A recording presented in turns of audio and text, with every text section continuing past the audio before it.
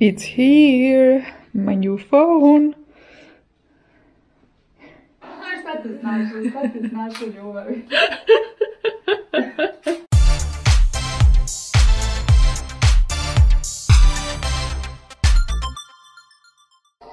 Bravo.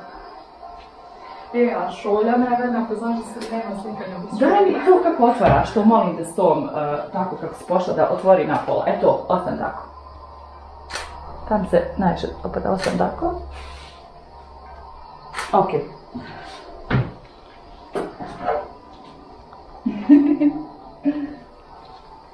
Valja li šta? Valja. Tako, bravo. Još samo malo to.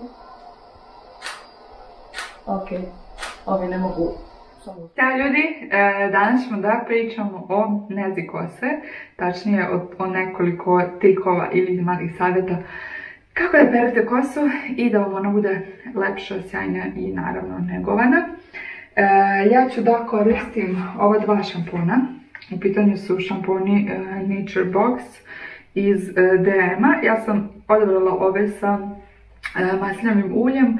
Dakle, ovi šamponi su poznati po tome što koriste 100% hladno ceđeno ulje, što je zaista prava retkost. Jako su dobri za kosu i uopšteno za telo njihovi, kao i za tuširanje. Podijelit ću sa vama nekoliko savjeta i pokazat ću vam kako ja napravim kosu da mi bude onako talasa, staloknice, ne znam ja kako bih to nazvala. Uglavnom bez pegle i bez fena, vrlo je lako, sigurno ste svi to nekada radili, ali eto da vidite kako to ispadne kad ja radim. Pre nego što da perem kosu, hoću vam pokažem nekoliko malih trikova vezanih za pranje kose, koje sam ja pokupila od jednog frizera u Chicagu i od tada ih primenjujem i ne znam, baš sam zadovoljna svojom kosom, a dugo nisam bila je katastrofa, sad je stvarno ok. Ono što držim u ruci jeste neseser i četka. U pitanju su proizvodi također iz DM-a koje dobijete ukoliko kupite neke od proizvoda za kosu u vrednosti od 20 maraka, dobijete gratis neseser i četku. Ova akcija važi, čini mi se, do 18. augusta. Sad, jedna od prvih stvari koju me moj frizer u Chicagu naučio jeste da pre nego što operete kosu je dobro počešljate.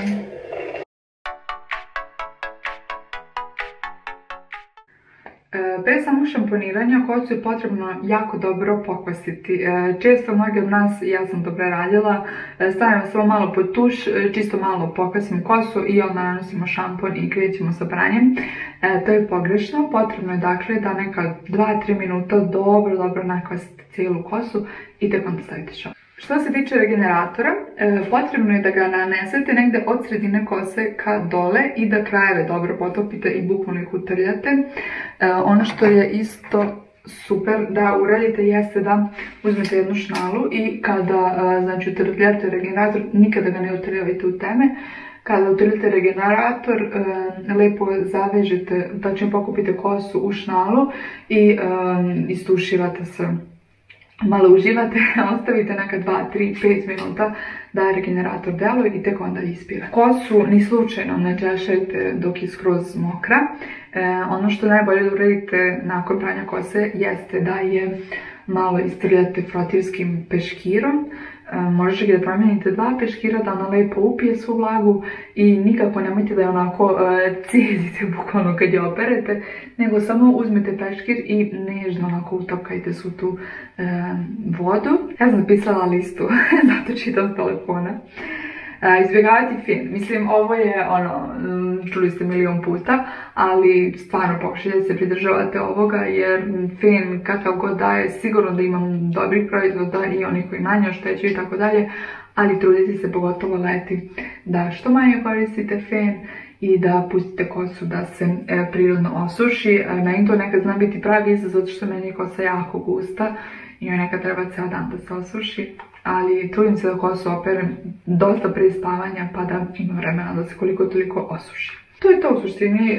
Naravno znamo svi da također peglanje šteti kosi I, da, zaboravila sam. Jedna od najvažnijih stvari koju mi je rekao jeste da pronađem proizvode za kosu koji mi odgovaraju. Mislim, to se zvuči ono kao, ok. Ali ovo je jako važno jer ukoliko imate suvu kosu, a koristite šampon za masnu kosu, može sebi napraviti još veći problem.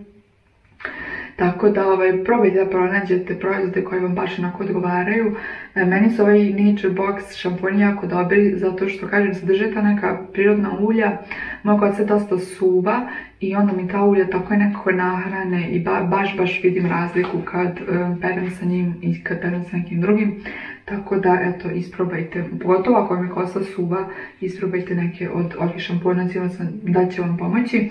Ovi sa masnim uljem su, koliko sam ja pročitala na netu, baš pogodni za dugu kosu, za oštećene krajeve, za farbanu kosu, tako da, eto, moja nije farbana, ali ima pramenova, tako da računam da je to manje više isto.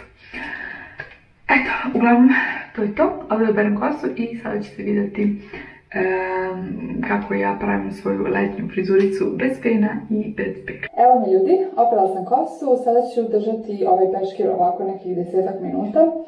Zatim ću malo protrljati kosu i ostaviti je da se prirodno suši nekih pola sata, sat i tek ću je onda malo počešljati.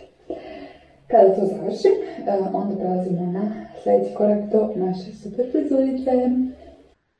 Evo mi nekih sat vremena kasnije. Dakle, kosu sam ostavila da se prirodno osuši, zatim sam je očešljala. Ova četka je baš dobra zato što... Gdje mi je drugi deo? Aha, dobro.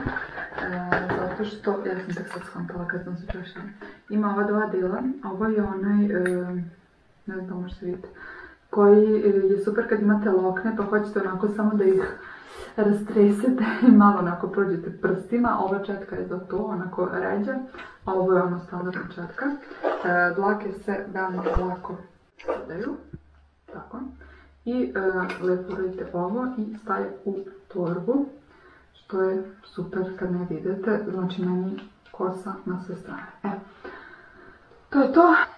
Ono što ću sada da uradim jeste da napravim pletenicu, ali ne običnu pletenicu, nego riblju kost. Nadam se da je tako svi zovemo, da je jasno što je riblja kost. Dakle, to je ona pletenica koja kreće odavde. Nemojte jako stizati da vas ne bi bolela glava i teme. Onako napravite, nemojte da bude sasvim skroz labava, nemojte nijako da stiskate. Ukoliko ne znate da napravite ovu pletenicu, imate gomilu YouTube tutoriala, ja nisam imala pojma, ali samo jako lako, treba 5 minuta. Možete čak i da podelite kosu u dva dela pa da ispletete odavde dve pletenice. Međutim, meni to nije potrebno, kad sam prošli put uradila, kosa mi je bila ovolika. Tako da, meni je dovoljno jedno. Koliko imate tanju kosu, slobodno ispletite dve pa ćete dobiti taj neki bujni efekat. Jako je važno da je riblja kost, neobična pletenica, jer sa običnom pletenicom nema istog efekta kako se smiješno sa ovako polumokrom kosom.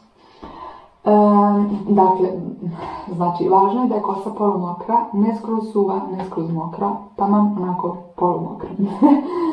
Ništa, eto, idem da ispletem pletenicu, pokazat ću vam kako to izgleda. Znači, ja to pletem, nekad gledam TV i sam uzmem i spletem je, uopšte ne obraćam pažnju sada da to bude nešto savršeno, jer idete na spavanje i ujutro je skidate i ujutro imate super frizuru. A znači nije sad nešto jako važno da ta pletenica bude savršena, tako da bez brige kako god, samo je napravite da ide odavde.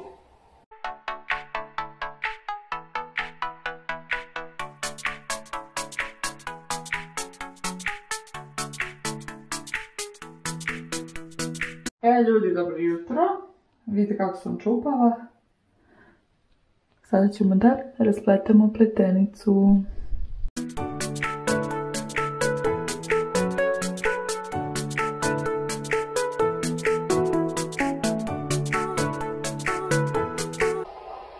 Tada!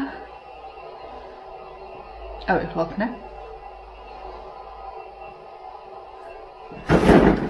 Zaboravila sam da upalim ring light. Uglavnom, nadam se da možete da vidite.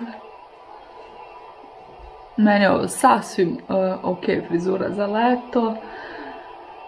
S obzirom da se ne koristi peglani fen, mislim da je odličan izbor. Moram da idem u kupatilu da ja to još malo namestim, pošto kod mene na mojoj kosi, što kažu, svaka dlaka svoju politiku vodi, ali uglavnom to je to. Nadam se da vam se dopada, isprobajte. Znači, obavezno riblja kost. Spavala sam dete, sad je pola 8 skoro, idem da kupim telefon. Znači, eto, odlučila sam bukvalno u 20 sekundi, presekla. Ljudi, ja kupila telefon. Znači, većala sam, razmišljala sam i na kraju odlučila. Ja sam koristila Apple uređaje pa sigurno jedno 5-6 godina i onda sam prešla na Android, prešla sam na Huawei. Ovo jastuk mi je ovdje čudan. Uglavnom, prešla sam na Huawei i bila sam stvarno zadovoljna, pogotovo te kad sam ga kupila, kamera je stvarno fenomenalna bila. Ja sam bukvalno se kunula u njega i mislim dosta jeftiniji on od iPhone-a bio.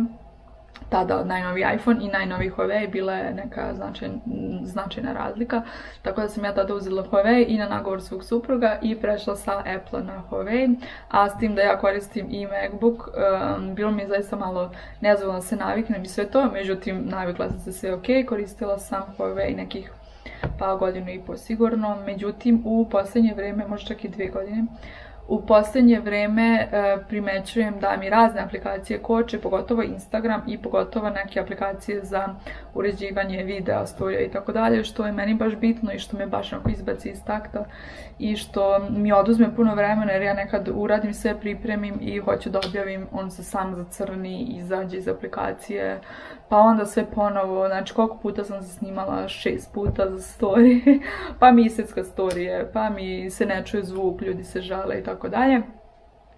Tako da mislim da je to dosta do toga što su Huawei i Google se posveđali, tako da Huawei sad nema baš sjajne update, pogotovo sad ovi novi modeli uopšte dolaze potpuno bez Googlovih servisa, tako da odlučila sam da sam završila sa Huawei-em za sad.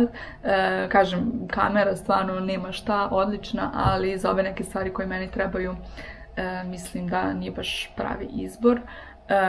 Druga opcija bio mi je Google Pixel i uvijek ću se pitati da li sam pogrešila što ga nisam uzela, ali nisam. Mislim da od Androida on ima prilično, možda čak i najbolji software jer je logično Google pravi sve te Androide, tako da mislim operativni sistem, tako da očekivati je da je njihov telefon prilično dobar, brz i tako dalje, a plus sam čitala odlične reviewe za kameru, tako da baš sam se dvoumila. Možda je čak i presudilo to što ovdje Google Pixel je jako teško naći da se kupi, a ja sam bila prilično nestrpljiva da sačekam da mi neko donese to iz Nemačke ili brat iz Mađarske, tako da sam odlučila da moram da kupim telefon odmah. Mene tako je to krene da kopka da mi treba telefon, onda to mora brzo da se rešava. Uglavnom, evo, sad ću vam pokazati na šta je pao izbor. Mislim da možete zaključiti. Evo ga, što bi rekli, meet my new baby. Naravno da sam kupila mint. I to sam baš tražila da bude u toj boji. Sad imam masku pa je. Znači, kupite telefon koji vam se dopada, onda stavite masku i ništa se ne vidi, ali dobro. Dakle, u pitanju je iPhone 11, 128 GB i eto, to je to. Od sada ćete slike na mom Instagram profilu gledati isključivo sa ovog telefona. Ne znam šta sam krenula da uradim. Uglavnom, uzela sam ovu providnu maskicu za sada, mada mislim da ona ništa ne štiti, ali eto, čisto da ne bude da ga nosam bez maske. Stavila sam odmah i staklo i eto. To je to, nadam se da ću biti zadovoljna, mada ne sumnjam ja u Apple uopšte.